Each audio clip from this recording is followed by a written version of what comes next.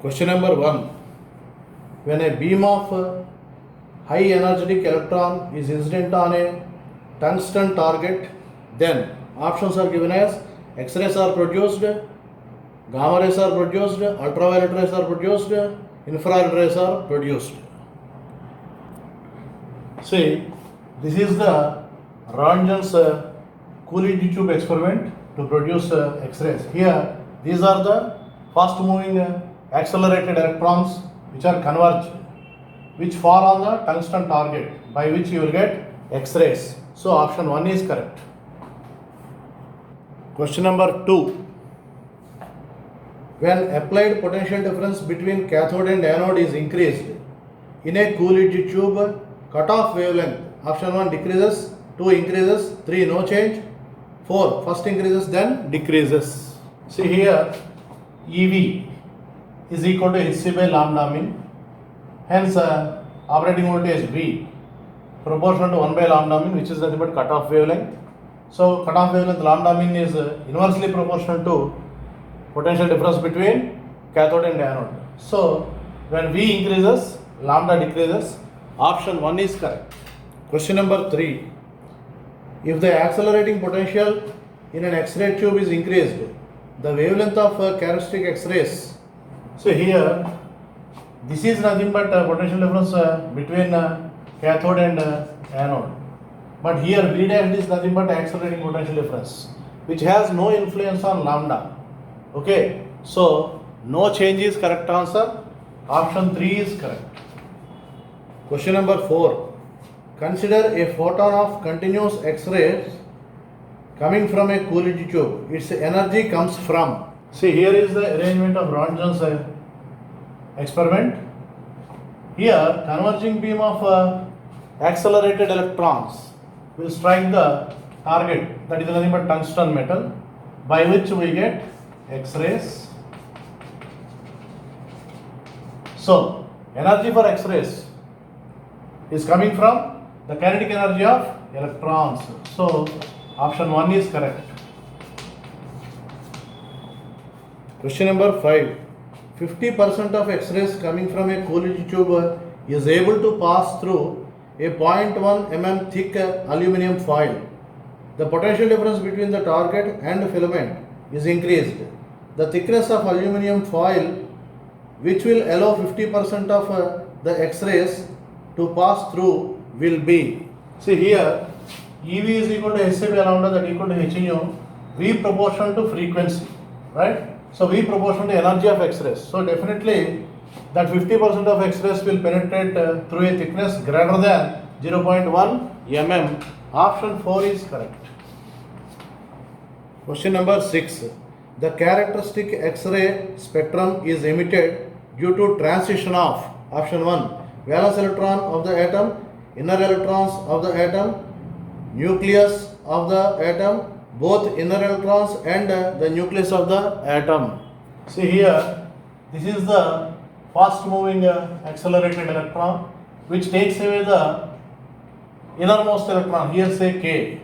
So, due to the transition of these inner electrons, X-rays are produced and characteristic X-ray spectrum is produced. Okay na? So, option 2 is correct. So, characteristic X-ray spectra are produced due to the transition of inner electrons. Question number 7. A cobalt, atomic number 27, target is bombarded with electrons and the wavelengths of its characteristic X-ray spectrum are measured. A second weak characteristic spectrum is also found due to an impurity in the target. The wavelength of K alpha line are 225 picometer for cobalt, 100 picometer for impurity. Atomic number of impurity is. So here from Mosler's law, square root of frequency is directly proportional to Z minus B for K series B equal to 1. So 1 by root lambda proportional to Z minus 1. So lambda 1 by lambda 2 equal to Z2 minus 1 by Z1 minus 1 whole square. 225 by 100 equal to Z2 minus 1 by 27 minus 1 whole square. By calculation you will get Z2 is equal to 40. Option 2 is correct. Question number 8.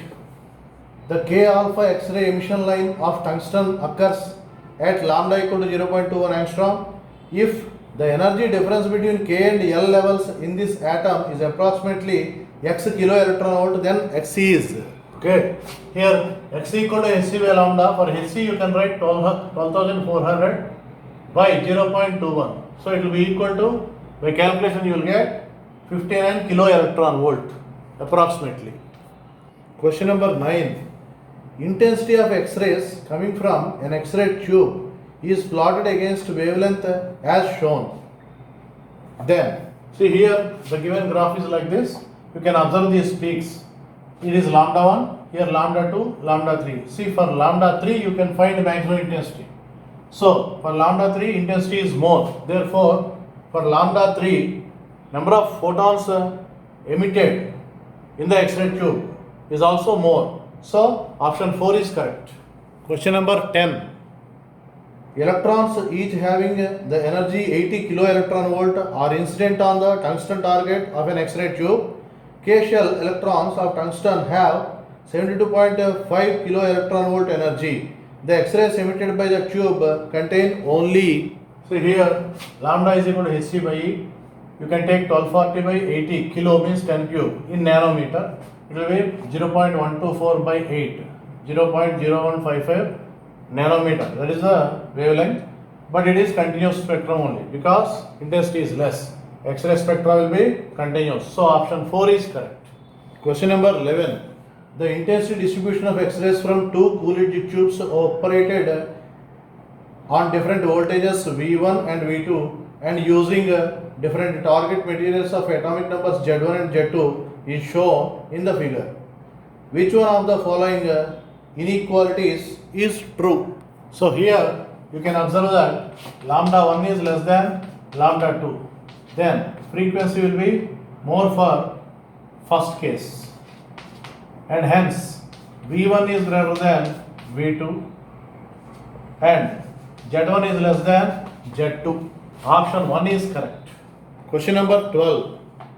The wavelength of L alpha line in X-ray spectrum of platinum 78 is 1.32 angstrom. The wavelength of L alpha line in X-ray spectrum of another unknown element is 4.19 angstrom. If screening constant for L alpha line is 7.4, then atomic number of the unknown element is. See here, lambda 1 by lambda 2 is equal to Z2 minus 7.4 by Z1 minus 7.4 whole square. Substituting the values, you will get Z2 approximately 47. Option 2 is correct.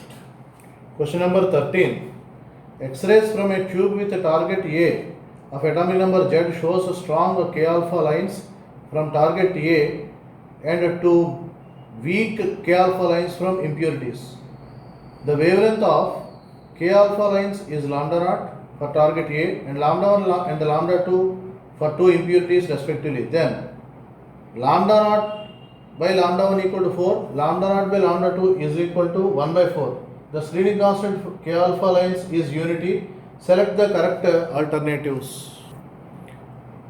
See here, using Moseley's law, root over lambda 1 by lambda naught equal to Z minus 1 by Z1 minus 1, and it is given as 1 by 4. Of course, lambda 1 by lambda naught by lambda 1 is 4. So lambda 1 by lambda naught is 1 by 4.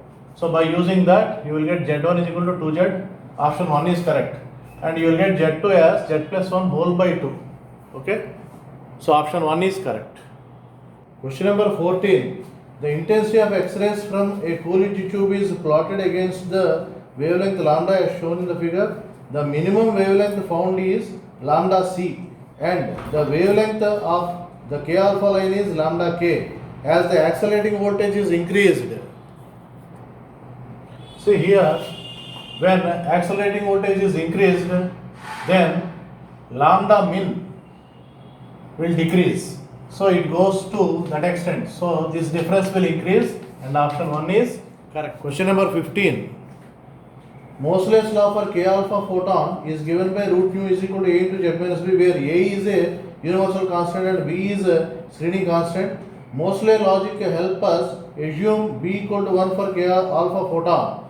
If there is a percentage error is 10 power minus 2 in the measurement of B due to actual orbital configuration of an atom, then the relative error in the measurement of frequency if z equal to 51 is p into 10 power minus q, then find q by p. See here, dB by b is given as 10 power minus 4. So dB equal to b into b is 1 into 10 power minus 4. So root nu proportional to z minus b. Applying Lagrange on both sides and differentiating, you will get half d nu by nu equal to d by z, d of z minus b by z minus b, by which d nu by nu is equal to 2 into 10 power minus 4 by 50, 4 into 10 power minus 6. So in the place of q you are having 6, in the place of p 4, 6 by 4 equal to 1.5.